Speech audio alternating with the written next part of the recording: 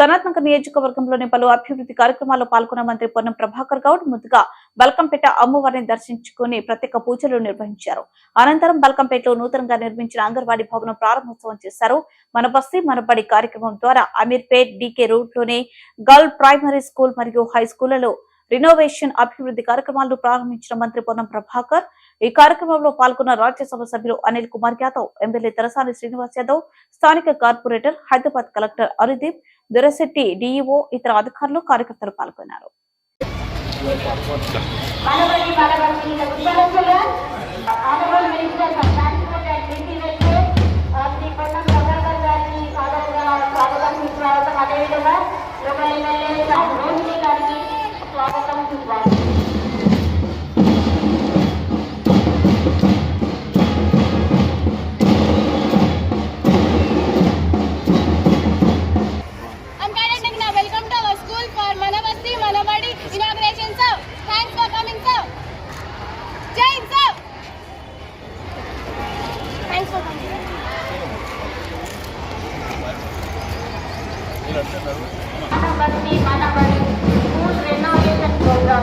Government high school and primary school innovation చేయడం జరిగింది. DK road అమీర్పేట్లో. సో దానికి ఇనాగరేషన్ మేడం గారికి స్వాగతం.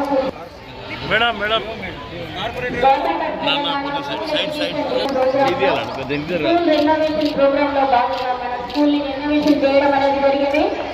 అందులో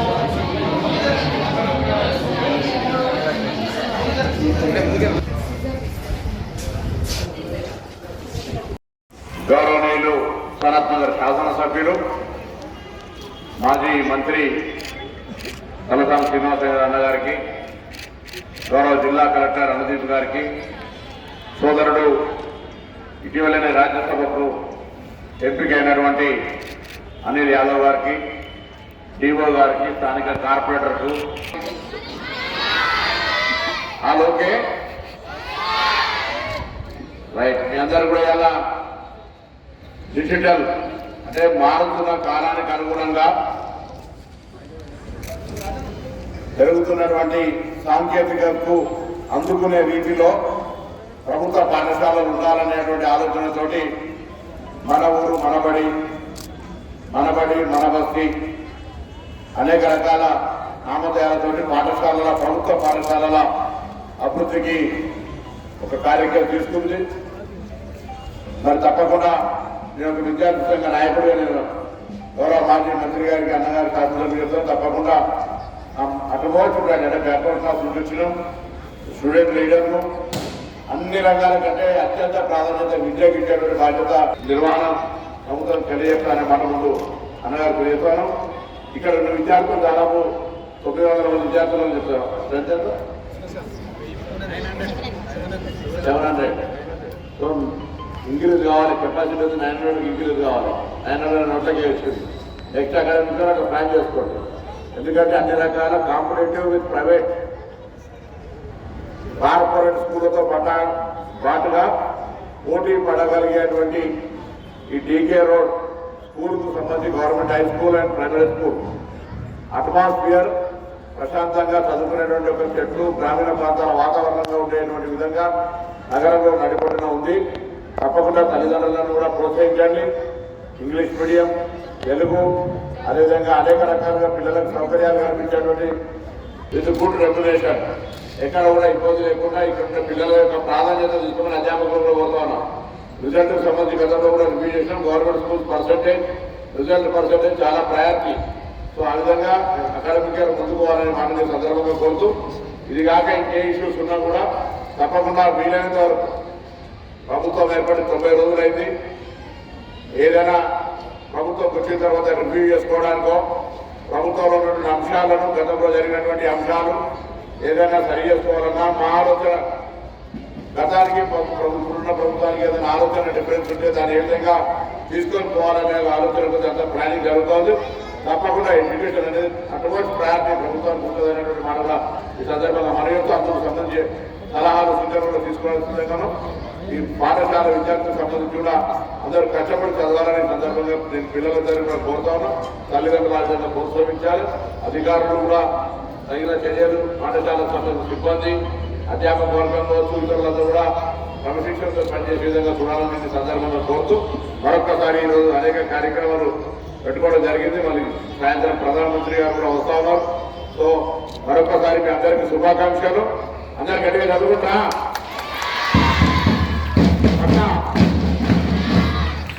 ఇంకేమైనా పాఠశాల విషయం ఆగిపోయి అరే బాబు ఇప్పుడు ప్రోగ్రామ్ షార్టేజ్ ఉంది కనుక ముందు మనము మినిస్టర్ గారిని మాట్లాడాలి. కలెక్టర్ ఎమ్మెల్యే గారు శ్రీ కలసాని శ్రీనివాస్ యాదవ్ గారిని మాట్లాడవలసిందిగా కోరుతున్నాము.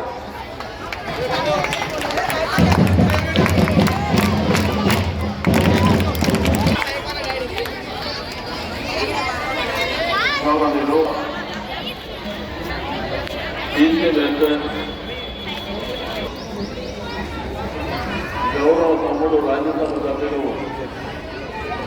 అనిల్ కుమార్ యాదవ్ గారికి, అదే మనం కార్యక్రమాలు తీసుకున్నప్పుడు మరి సుమారు 52,25,000 రూపాయలతోనే కాంపౌండ్ వాల్ కానీ, టాయిలెట్స్ నిర్మాణం కానీ, ఎలక్ట్రికల్ కానీ, డ్రింకింగ్ వాటర్, ఫర్నిచర్ వంటి సౌకర్యాలు జరిగింది.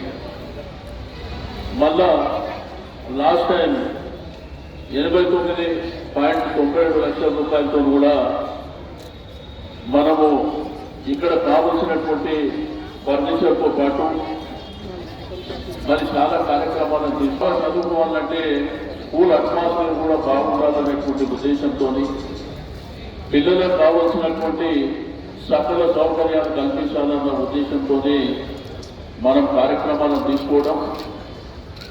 మరి ఈరోజు ఈ కార్యక్రమాలని ఇనాగరేషన్ చేయడానికి మరి గౌరవ మంత్రి గారు పెద్దలు పూర్ణం ప్రభాకర్ గారు మన మధ్యలోకి రావడం జరిగింది.